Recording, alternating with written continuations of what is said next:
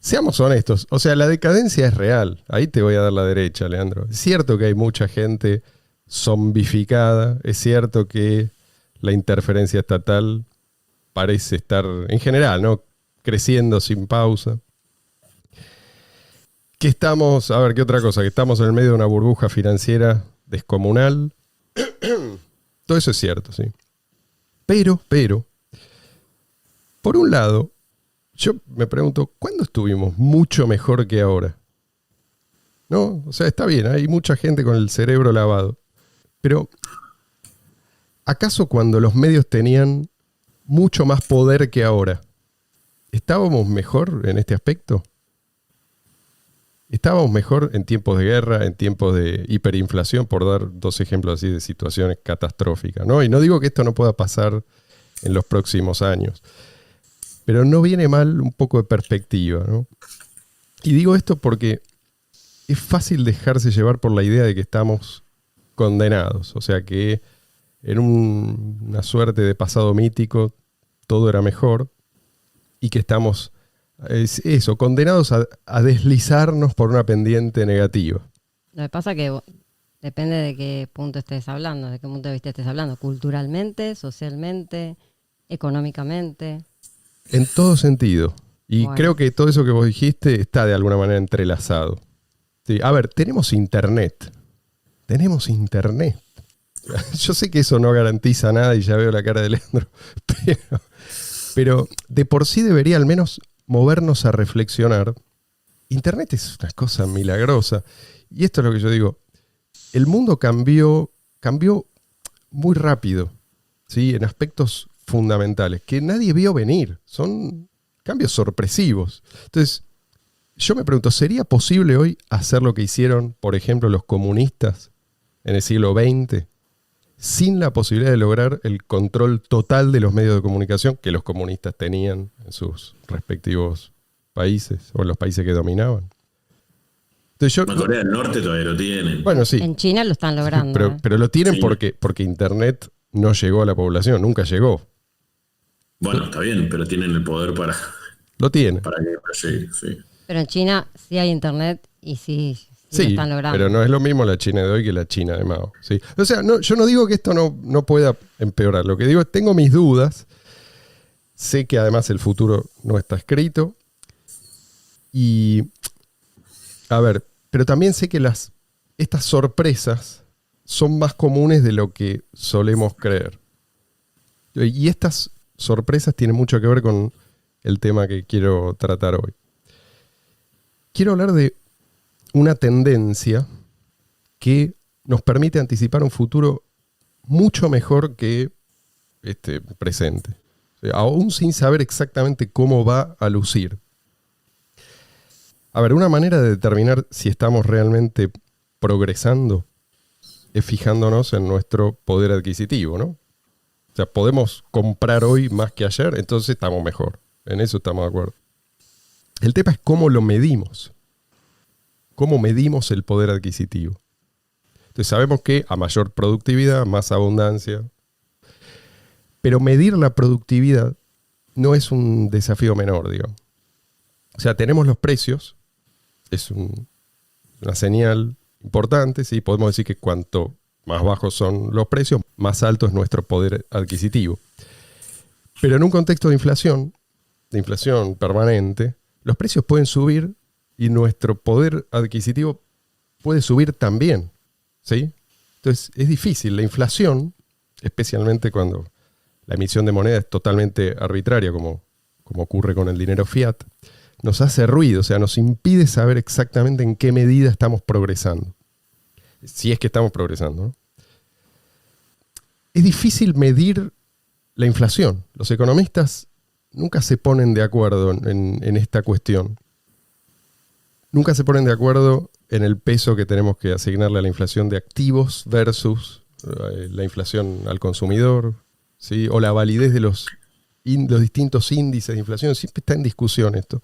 Entonces, además, si tenemos deflación así sistémica, la deflación que se da después del pinchazo de una burbuja financiera, eso no va necesariamente de la mano de una mejora, por lo menos no de una mejora inmediata en nuestra calidad de vida. Entonces, es difícil.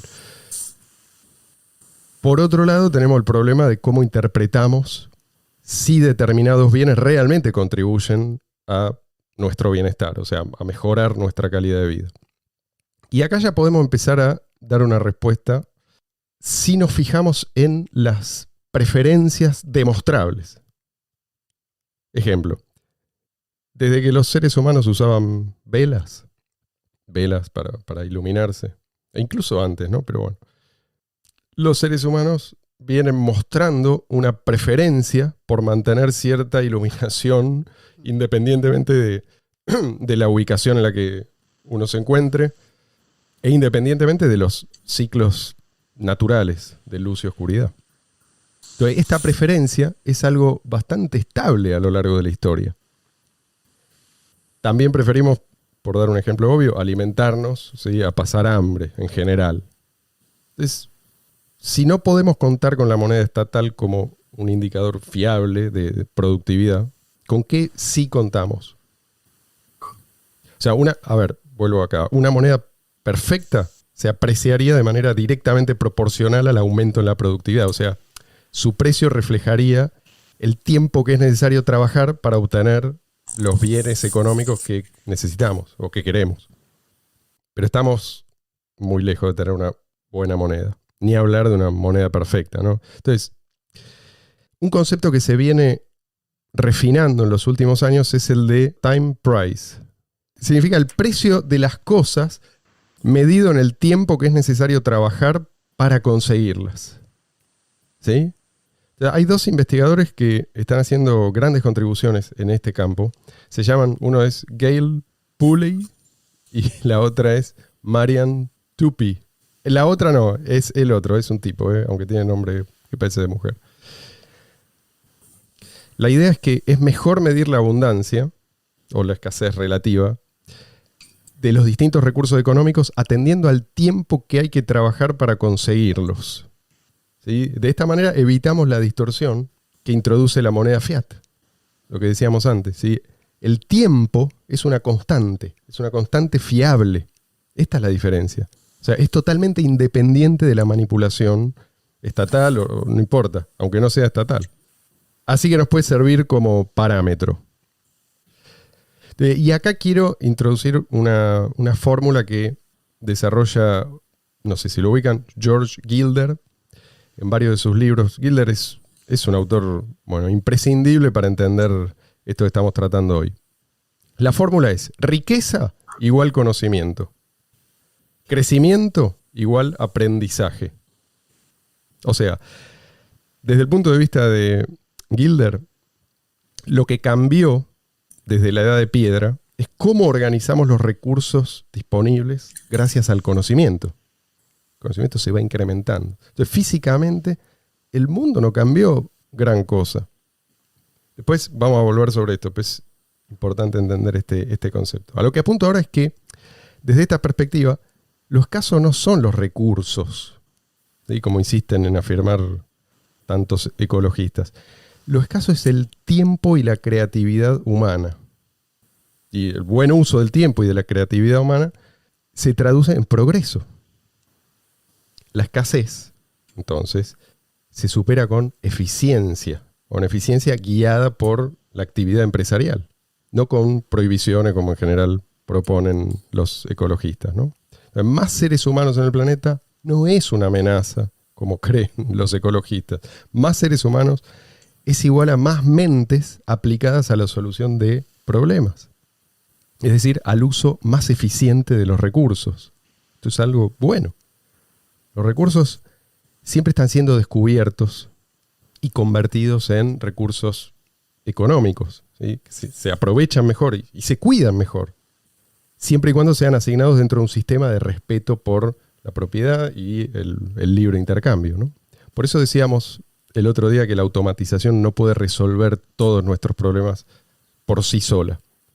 Sin la mente humana puede haber cálculo súper eficiente, pero no hay nadie atendiendo a la valoración, es decir, a qué aplicar ese cálculo o esa capacidad productiva que aporta la máquina.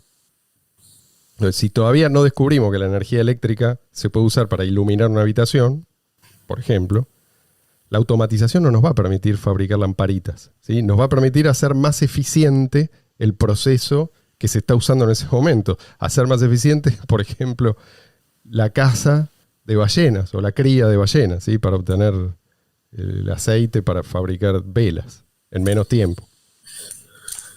Pero no se le va a ocurrir a la máquina que lo que la gente valora es la iluminación, ¿sí? Y hablo de la iluminación porque es uno de los ejemplos más espectaculares de abaratamiento de un bien económico, ¿sí? Escuchen esto. El costo de una vela en el año 1800, ¿sí? Que te permitía leer más o menos durante una hora, era 6 horas de trabajo. Esto es grandes números, ¿no? 6 horas de trabajo. Hoy, esa misma cantidad de luz cuesta aproximadamente la quinta parte de un segundo de trabajo humano. Y acá voy a citar directamente a nuestros amigos Puli.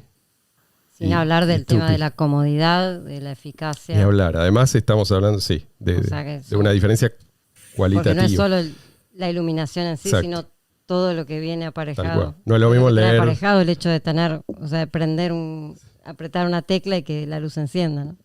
No es lo mismo, además, leer la calidad de la luz de una vela. ¿Cuánto tiempo puedo leer? Permítame citar a Puli y Tupi. Porque este párrafo que voy a leerles es elocuente. Los recursos del mundo son finitos de la misma manera que son finitas las teclas de un piano. El instrumento tiene tan solo 88 notas, pero se pueden tocar con una variedad infinita de combinaciones. Lo mismo sucede con nuestro planeta. Puede que los átomos del planeta sean de una cantidad fija, pero las posibles combinaciones de estos átomos son infinitas. Lo que importa entonces no son los límites físicos de nuestro planeta, sino la libertad humana para experimentar y reimaginar los usos de los recursos que tenemos. Maravilloso. Está muy bueno, y lo que estaba pensando es también el tema de que el conocimiento es acumulativo. Absolutamente. Entonces eso también es un factor que lleva a que a mayor cantidad de mentes, como decías antes, más creatividad y libertad para usar la cabeza, ¿no? Lleva a que todos nos beneficiamos porque el conocimiento se va expandiendo cada vez más. Exactamente. No, creo que es importante remarcar que todo esto se tiene que dar sí o sí en un mercado libre, porque más o menos lo diste a entender antes, pero si, por ejemplo, el Estado da lo que muchos quieren, muchos socialistas y no tan socialistas también, que es, ¿cómo se llama? Una especie de, no me acuerdo el nombre técnico, pero una especie de salario básico. O sí, fijo, sí, UBI, Universal Basic Income. Sí, salario universal básico. Universal. O por cantidad de hijos que tengas, como sucede acá en Argentina. Entonces, ahí sí, cuanto más gente haya, quizás es peor. ¿Por qué? Porque cuanta más gente haya, pero gente improductiva, toda esa riqueza se te va. Sí, se despilfarra. O sea, se despilfarra sí, absolutamente. Sí, sí. No, nadie ya va a tener ningún tipo de interés en hacer nada, en producir nada, ni en crear nada. Tenés toda la razón del mundo, pero lo que dicen ellos, por lo que vos dijiste, es teniendo en cuenta todas las regulaciones y el Estado en crecimiento permanente. Exactamente, por eso te digo, estamos hablando de una tendencia que es tan fuerte. Pero porque no todos los países son Venezuela, ni Corea del Norte. No, por eso estamos hablando del mundo entero. Pero en el mundo entero el Estado es cada vez más grande y se mete cada vez en más huecos. O sea que a pesar de eso, a pesar del intervencionismo extremo en el que vivimos hoy, estos números te dicen que evidentemente en la naturaleza del hombre está el hecho de progresar. Yo pienso, a ver, eso ya es una interpretación. Esta tendencia se viene dando desde la revolución industrial. Entonces, sí se corresponde o no con yo pienso que sí, pero digamos que si nos vamos más atrás, no vamos a encontrar nada parecido. Ahora, la revolución industrial tampoco empezó la revolución industrial hace 20 años, ¿sí? O sea, los números que estos tipos toman, creo que arrancan en el año 1850 y sí, y ahora voy a llegar a ese punto, pues es importante. Para que se haga una idea de las dimensiones de lo que estamos hablando. Pero lo que decía Leandro es verdad. Si tomamos en cuenta que si llegáramos algún día a tener un mercado realmente libre, o sea, el progreso sería infinito, o sea, no habría forma de pararlo. Y veloz. También. Para eso, sí, pero para eso tendríamos que primero alcanzar velocidad de escape. A nivel global hablando, ¿no? Siempre a nivel global. Por ejemplo, mi papá tiene 35 años más que yo, más o menos. Y 35 años más que yo, desde que él era chico, Sí. hasta que yo tenía más o menos 10 años, o sea, estamos hablando de una diferencia de casi 50 años, casi medio siglo, la tecnología para escuchar música era prácticamente la misma. Discos de vinilo. Sí. Recién después yo cuando tenía quizás 9 años, 8 o 9 años, es como que empezaron los cassettes empezaron a estar como, a hacerse masivos. Pero hasta entonces eran los discos de vinilo. Sí. La Y explosión recién vino después con la digitalización posteriormente. Claro, eso, digamos, desde la época de él a la mía. Ahora, la diferencia abismal que hay entre la que yo tenía, que era idéntica a la de mi papá casi medio siglo antes, con la de mi hijo, pero es una cosa que nunca me lo hubiera podido imaginar. La diferencia es abismal. O sea, avanza cada 6 meses la tecnología, más o menos. Cuando para escuchar música y para ver películas y todo eso, cuando en esa época, en 50 años, se había quedado paralizada. Sí, y tampoco era paralizado, ¿no? Porque, o sea, parálisis es previo a la... Tampoco es parálisis, a ver, pero digamos que el ritmo normal es el previo a la revolución industrial. Después de la revolución industrial tenemos progreso en prácticamente... progreso técnico en prácticamente todas las áreas, a un ritmo que se va acelerando cada vez más. O sea, esto es algo nuevo. Tenemos que reconocer que esta curva no es lo que, salvo quizás que ampliemos, ¿no?, el foco tanto que incluyamos en la curva a nuestros ancestros más distantes. Pero aún así, o sea, vamos a ver una línea prácticamente plana durante millones y millones de años, después un ligero... Y pequeñas explosiones de a poco, o sea, la rueda, poner claro, fuego, la rueda, la rueda, el papel. El dominio, digamos, del cultivo, la pólvora. La revolución neolítica, ¿sí? Claro. Pero la revolución industrial nos lleva a un nivel nuevo, ¿sí?, en el cual la aceleración es tal que pasa esto que dice Leandro, o sea, que una generación con respecto a la siguiente tiene una experiencia absolutamente imposible de comparar. Bueno, volvamos al precio en términos de tiempo. Lo que te dice, recapitulando, es cuánto tiempo hay que trabajar para comprar algo, ¿sí? Para simplificarlo, digámoslo así. Y lo cierto es que cada vez cuesta menos horas de trabajo adquirir más y más bienes. En otras palabras, lo cierto es que nos estamos enriqueciendo. Digan lo que digan los Leandros de este mundo. Un trabajador en el año 1971 tenía que trabajar, esto es lo que determinaron estos investigadores que mencioné recién, tenía que trabajar 4 veces más que hoy para poder comprar bienes y servicios básicos. Esto es alimentos, ropa, alojamientos. Desde el año 1980, y este es el periodo al que más prestan atención ellos. Desde el año 1980, el precio en términos de tiempo, ¿sí?, trabajado, de los alimentos bajó más del 75%. ¿Sí? Todos los commodities más importantes para mantener vivo un ser humano en el mundo moderno son aproximadamente 50, lo que los tipos incluyen en una especie de canasta.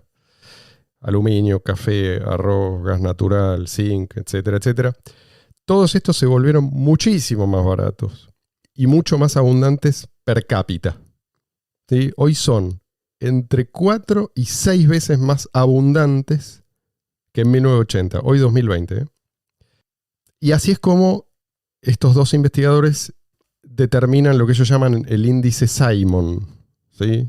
En honor al gran economista Julian Simon. El que no lo conozca, le pido por favor que lo googleen. El tipo, a ver, vamos a decir que se comió a todos los ecologistas de su tiempo en un pancito.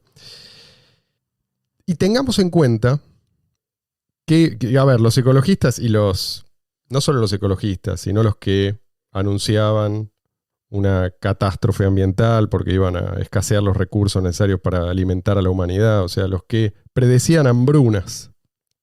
Él dijo, no, todo esto va a ser más barato en términos reales. Y apostó incluso, ¿eh? Apostó y ganó. Tengamos en cuenta también que en el transcurso de este periodo, o sea, desde el 1980 hasta ahora, la población mundial creció un 73%. ¿Sí? Esto demuestra que más gente en el planeta no es una carga, sino todo lo contrario. ¿Sí? Y una vez más, que eso de que nos estamos quedando sin recursos es un mito. Pero se puede ir mucho más atrás y la tendencia sigue ahí. En Estados Unidos, desde el año 1850, los precios en términos de tiempo trabajado vienen bajando aproximadamente un 2% por año. Y esto es compuesto, ¿eh? O sea, es 2% y después al año siguiente 2% de ese resultado. Desde 1850, ¿sí? Y eso que desde entonces tuvimos, bueno, guerras espeluznantes con millones de muertos cada una. Tuvimos todo tipo de plagas y otras catástrofes naturales, además de las catástrofes de origen político, sí. Las burbujas cracks de todo financieros. tipo, burbujas inmobiliarias, burbujas de... El proceso que explica esta tendencia es, esto te va a interesar a vos, Mariana, pero según Gilder es la curva de aprendizaje. La curva de aprendizaje tiene lugar gracias a la experimentación con distintas tecnologías y sobre todo con modelos de negocio. ¿Sí? O sea, los modelos fracasados también incrementan el conocimiento. ¿Sí? Esto por acá no es. Pero la curva de aprendizaje no es solamente un concepto vago, sino como una intuición. Hace referencia a un fenómeno que está bien estudiado y bien medido. La caída del costo de producción es de aproximadamente un 25% cada vez que se duplican las unidades vendidas. Sí, lo que vos decías. Se aprende, claro. Se hace más eficiente el proceso productivo, bajan los costos, bajan los precios. Recordemos la fórmula de Gilder que decíamos al principio. Riqueza igual conocimiento. Crecimiento igual aprendizaje. ¿Sí? Una vez que uno empieza a pensar en estos términos, ya se aclara el panorama. El crecimiento, por lo tanto, el aprendizaje, se hace difícil si no tenemos una buena moneda que transmita información fiable, ¿sí? Información acerca de la escasez relativa de los distintos recursos económicos. También se hace difícil si tenemos un Estado, como decía Leandro, que nos cambia todo el tiempo la regla del juego. Así que la mala moneda y los malos sistemas de convivencia, digamos, desaceleran este progreso. Pero no lo suficiente, aparentemente, como para, digamos, modificar la tendencia que venimos constatando desde la revolución industrial. Lo que estaba pensando es que a pesar de las políticas monetarias que desincentivan continuamente el ahorro, estos números que vos estás planteando demuestran que evidentemente la gente de alguna manera igual se las arregla para ahorrar, sí, o para, no sé, obtener crédito, o de alguna manera, o sea, porque si los costos bajan y si tenemos más riqueza hoy en día o tenemos más acceso a más bienes, quiere decir que de alguna manera las personas, o sea, algo hacen bien en ese sentido, a pesar de tener en contra a todos los bancos centrales, sí, y los estados y todo lo que dijimos, ¿no? Pero sí, digo, el tema del ahorro es importante en este caso. Sí, sí. La falta de incentivo al ahorro. Y no solo eso, sino que además los que destruyen y a veces hasta digamos, demonizan todo esto de lo que estamos hablando, cuando la gente puede, a pesar de todo, como dijo Mariana recién, ahorrar o de alguna forma, vaya a saber cómo, porque yo soy cero creativo y no entiendo absolutamente nada de eso, pero la gente lo puede hacer, los gobiernos después lo adoptan. Mm. Los mismos gobiernos que por un momento lo intentaron destruir, después lo adoptan. O sea, vos hoy entrás a internet y tenés páginas web del gobierno de Corea del Norte. O sea, ¿entendés lo que te digo? O sea, adoptan toda esa... Lo que tratan siempre de destruir, cuando no lo logran destruir, lo terminan adoptando. A veces para el mal, obviamente, pero no importa. Lo que voy es... Que tampoco pueden prescindir ellos de eso. Y si no pueden prescindir, entonces tampoco van a atacar una determinada tecnología que ellos mismos necesitan, ¿no? Lo que pasa es que también hay ciertas cosas que al principio son un lujo, después se transforman en algo más masivo y más común, y después ya se transforman a veces en imprescindibles. Entonces, lo que hablabas antes de los servicios básicos hoy en día no es lo mismo que los servicios básicos hace 100 años, y hoy en día nos parece básico, por lo que vos decías, la luz, la calefacción, el agua. Internet. Hay gente que dice que hoy en día no se le puede cortar para todo el mundo, como si internet hubiera salido del árbol. Hoy en día te cortan internet y no sos nada, o sea, no puedes. Sí. Y hay gente que lo considera un servicio básico, cosas que. Sí, antes... hoy para hacer un trámite en la municipalidad tenés que tener conexión a internet. Entonces, el concepto de servicios básicos fue cambiando también a lo largo del tiempo y con esta evolución que estamos hablando. Acá en Argentina, que estamos encerrados y para salir hay que hacer un trámite en internet, te piden que tengas una aplicación en un celular inteligente. O sea, ya lo toman como que todo el mundo lo tiene. Sí. No importa dónde vivas. Incluso en un país pobre como este. Entonces es increíble, eso la gente no se da cuenta.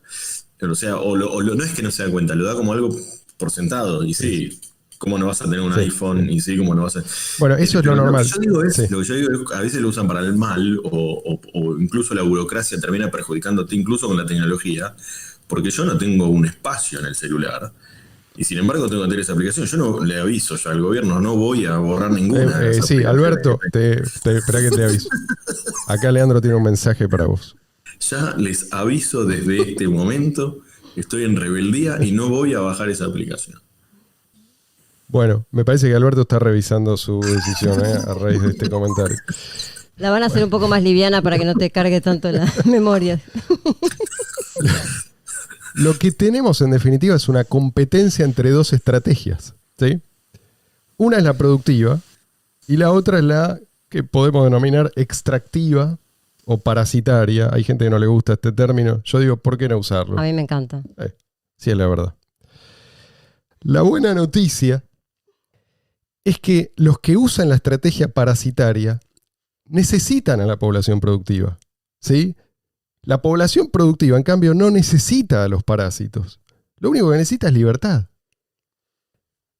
Tenemos que lograr que la gente que produce, la gente que produce más de lo que consume, ¿no?, tome conciencia de que está siendo parasitada.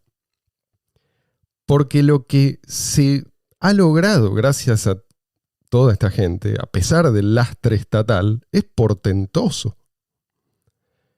Imaginen lo que podríamos lograr sin ese lastre, ¿no? Lo que vos planteabas, María. Y una cosa más, que está bien que siempre hablamos de este tema, pero es algo que en este momento me parece que vale la pena mencionar. No solamente todo lo que ya dijimos de internet o de la iluminación, entremos acá el factor criptomonedas. O sea, una moneda que no tiene una entidad centralizada de emisión, que se puede usar en todo el mundo y que no es inflacionaria y que no tiene, digamos, nadie puede controlar cuántas emiten, sino que ya está inserto eso en su propio algoritmo. Imagínate el nivel, o sea, a partir de que existen las criptomonedas ya te cambia, es un factor que te puede cambiar completamente el panorama de crecimiento y de progreso. Absolutamente. Estás hablando demasiado en plural, me parece. Depende de qué criptomoneda estamos hablando, ¿no? Bueno. Sí, no, está bien, las buenas criptomonedas. Pero ahí también hay competencia. Sí, y las puertas a la competencia están abiertas, ¿sí? A diferencia de lo que ocurre con la moneda estatal. Con esto quiero terminar porque ya pasamos largamente la media hora.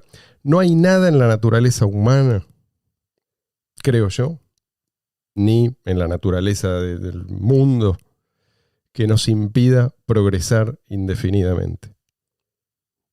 Y no me vengas, Leandro, con esto de que es un sueño utópico, que nunca va a ocurrir. Lo que estamos viviendo hoy, con todo lo lamentable y todo lo preocupante que me pueda señalar, es una utopía. Una utopía. Desde el punto de vista de casi todos nuestros antepasados, ¿sí? Es una utopía. Y puede ser solo el principio, si logramos liberarnos de esas instituciones que heredamos de la Edad de Bronce. Yo creo que ya es hora, ¿no? No te vas a liberar nunca, eso es lo que yo digo, de esas instituciones. Va a haber mejoras, van a adoptar con todo lo que hablamos hoy, pero la gente va a seguir pensando que hay que regular Facebook. Entonces,